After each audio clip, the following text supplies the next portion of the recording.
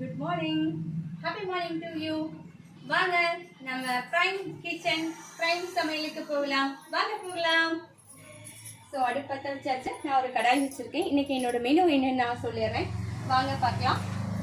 சுண்டல் gravy, அதுக்கப்புறம் சப்பாத்திக்கு மாவு பிசைஞ்சு வச்சுருக்கேன்.